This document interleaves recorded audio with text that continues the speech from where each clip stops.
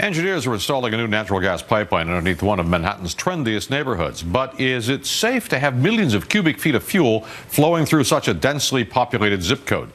The I-Team has been investigating pipeline problems, and as Chris Glorioso reports, they are becoming more frequent.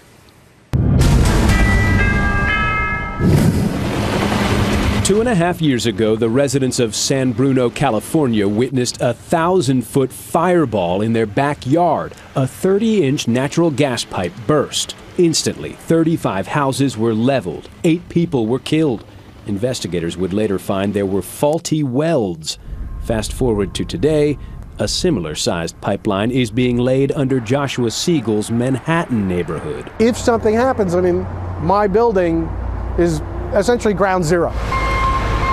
Siegel's apartment building sits along the West Side Highway, just yards away from where workers are finishing the high-pressure Spectra Pipeline, which will bring hydrofractured natural gas to the region. But unlike the San Bruno Pipeline, which ran under a suburb of less than 3,000 people per square mile, the Spectra Pipeline will run through New Jersey and into the West Village, a neighborhood with 68,000 residents per square mile. So located in a densely populated residential area does not make good sense. To be clear, transporting petroleum by pipeline is much safer than transporting it by truck, but pipeline accidents are not as rare as one might think.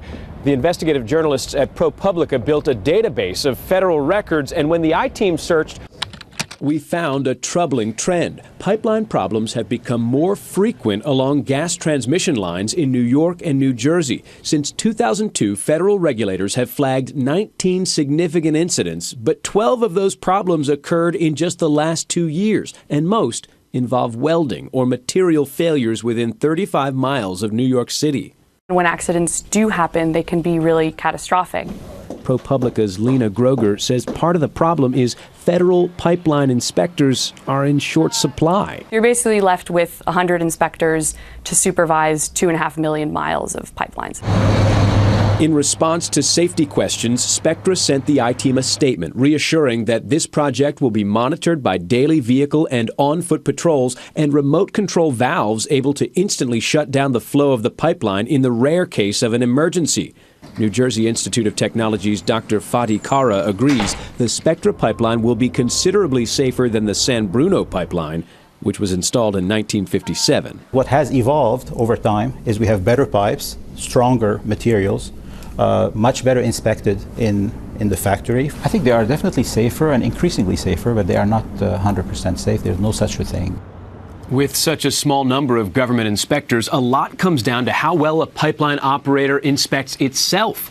The I-Team has learned the federal government recently fined Spectra $95,000 in January for neglecting pipeline inspections. Regulators found Spectra failed to check a Pennsylvania pipeline for corrosion and for some valve problems. The company says those violations are mostly record-keeping, and they have no direct bearing on the New Jersey-New York expansion. Back to you.